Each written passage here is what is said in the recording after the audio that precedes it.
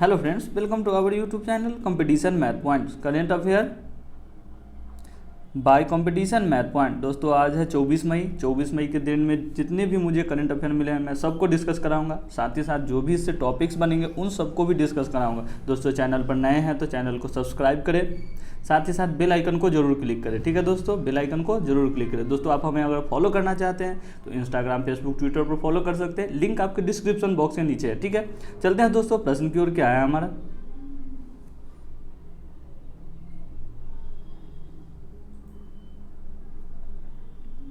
दोस्तों प्रश्न से पहले एक बात है कि आप सभी के लिए प्रश्न ये वीडियो के अंत में क्वेश्चन छोड़ा जाता है, लेकिन बहुत कम ही लोग हैं जो इसका कमेंट करके आंसर बताते हैं। सो कमेंट करके आंसर आप लोग बताया कीजिए, अच्छा लगेगा। ठीक है दोस्तों, चलते हैं प्रश्न 1 की ओर। क्या है हमारा? रेलवे ने अगले 10 दिनों में करीब कितनी श्रमिक स्पेशल ट्रेन चलाने की घोषणा की है इंडियन रेलवे ने? तो दोस्तों ऑप्शन बी 2600 श्रमिक स्पेशल ट्रेन चलाने की घोषणा की है। ठीक है दोस्तों, तो क्या हो जाएगा इसका आंसर? Option B. चलते हैं दोस्तों प्रश्न संख्या 2 की ओर।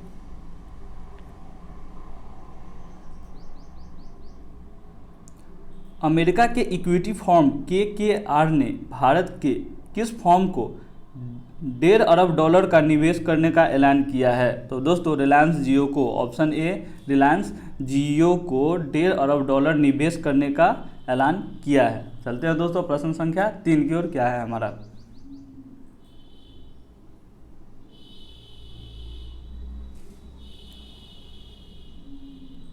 एक डाटा के मुताबिक अप्रैल 2020 में भारत में क्रूड ऑयल के आयात में कितनी फीसदी की गिरावट दर्ज की गई है?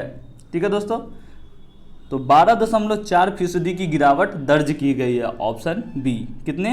तो 12.4% की गिरावट दर्ज की गई है। ठीक है दोस्तों, क्रूड ऑयल के आयात में कितने प्रतिशत की गिरावट की गई? तो 12.4%। चलते हैं दोस्तों प्रश्न संख्या 4 की ओर। क्या है हमारा?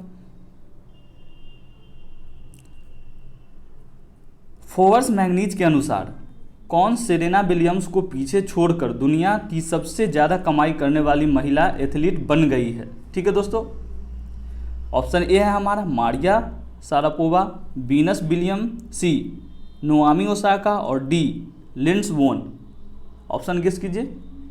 तो दोस्तों नोआमी ओसाका, ठीक है, नोआमी ओसाका जो हैं वो सबसे ज़्यादा कमाई करने वाली महिला एथलीट बन गई है। ठीक है, सेरेना विलियम को पीछे छोड़कर। ठीक है, चलते हैं दोस्तों प्रश्न संख्या 5 की ओर।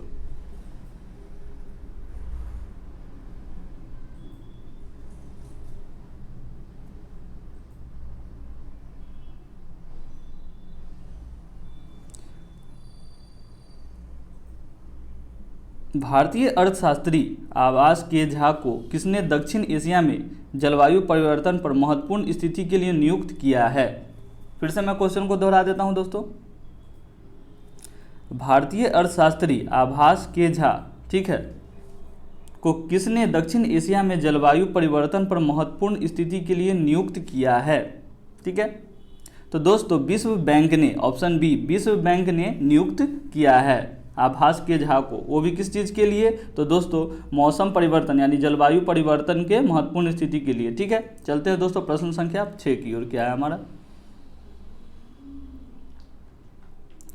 मोबाइल ब्रॉडबैंड स्पीड के मामले में भारत पाकिस्तान और नेपाल से भी नीचे खिसक कर कौन से स्थान पर पहुंच गया है? ठीक है, क्वेश्चन यही है हमारा, मतलब भारत पाकिस्तान और नेपाल से भी नीचे खिसक कर कौन से स्थान पे पहुंच गया है? तो दोस्तों ऑप्शन सी 132वें स्थान पर भारत खिसक कर नीचे चला आया है। ठीक है दोस्तों, कितने स्थान पर? 132वें स्थान पर, वो भी ब्रॉडबैंड के स्पीड के मामले में पाकिस्तान और नेपाल से भी नीचे 132वें स्थान पर आ गया है। चलते हैं दोस्तों प्रश्न संख्या 7 की ओर। क्या है हमारा?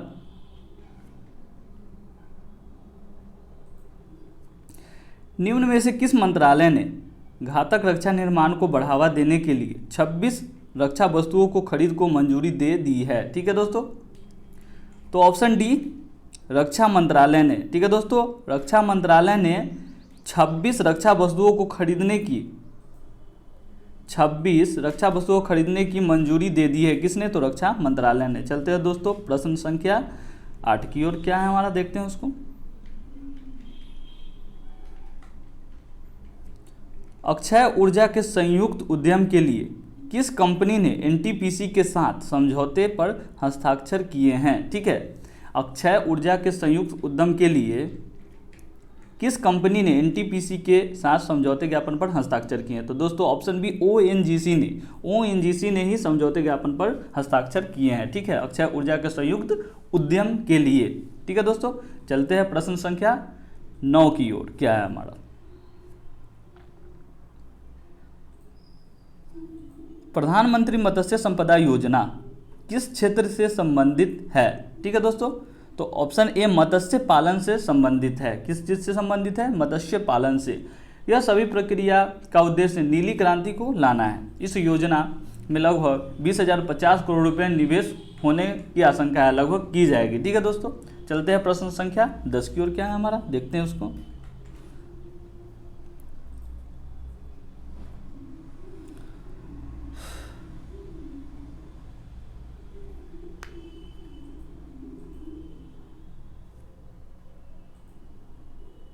आयुष्मान भारत योजना के तहत हेल्थ केयर के निम्नलिखित स्तरों में से कौन सा शामिल नहीं है? ठीक है दोस्तों, क्वेश्चन पूछा जा रहा है, समझने की बात है।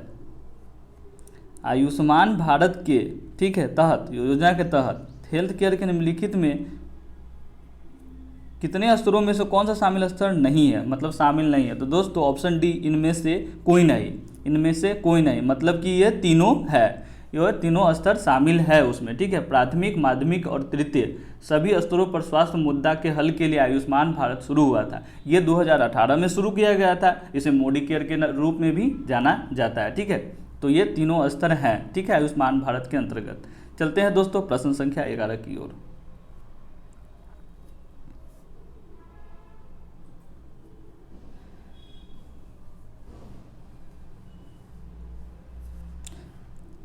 पैंगोंग त्सो झील कहाँ स्थित है?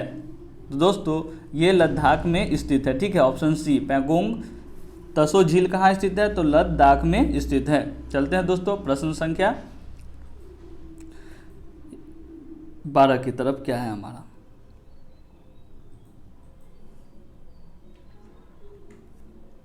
किस मंत्रालय ने सूक्ष्म खाद्य प्रसंस्करण उद्यम FME के औपचारिकरण की योजना लॉन्च की है? ठीक है दोस्तों, तो दोस्तों ऑप्शन डी खाद्य प्रसंस्करण उद्योग मंत्रालय। ऑप्शन डी खाद्य प्रसंस्करण उद्योग मंत्रालय। ठीक है दोस्तों, चलते हैं प्रश्न संख्या 13 की ओर। क्या है?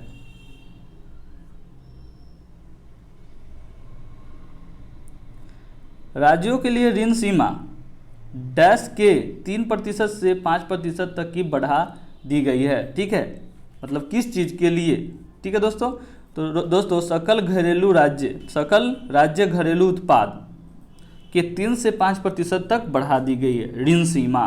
ठीक है दोस्तों, चलते हैं प्रश्न संख्या 14 की ओर। वित्त मंत्रालय द्वारा नियोजित विशेष तरलता योजना किस कंपनियों के पदों में सुधार करना चाहती है? ठीक है, तो दोस्तों ऑप्शन डी ए और सी दोनों गैर बैंकिंग वित्तीय कंपनियां, हाउसिंग फाइनेंस कंपनियां, गैर बैंकिंग वित्तीय कंपनियां और हाउसिंग फाइनेंस कंपनियां, ए और सी दोनों। ठीक है दोस्तों, चलते हैं प्रश्न संख्या 15 की ओर।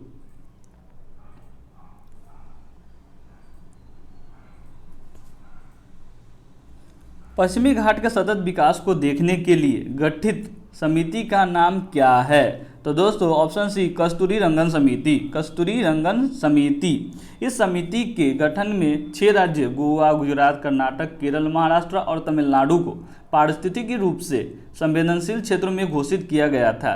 इस क्षेत्र में सतत समावेशी विकास के लिए केंद्र सरकार ने कस्तूरी रंगन समिति को गठन किया था।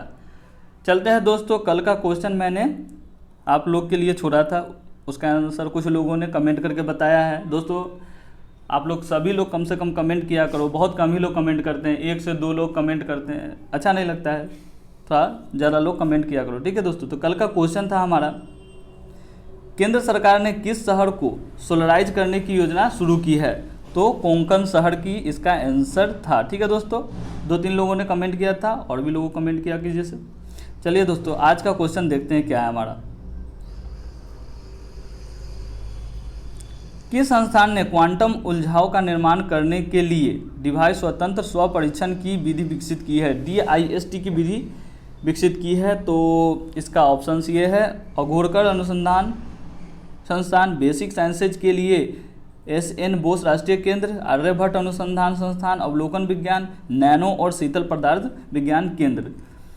दोस्तों इसका आंसर आपको कमेंट करके बताना है। दोस्तों आपको वीडियो अगर हमारा अच्छा लगे तो लाइक शेयर सब्सक्राइब जरूर किया कीजिए। ठीक है दोस्तों, धन्यवाद। 25 मई के करंट अफेयर को कल लेकर आऊँगा।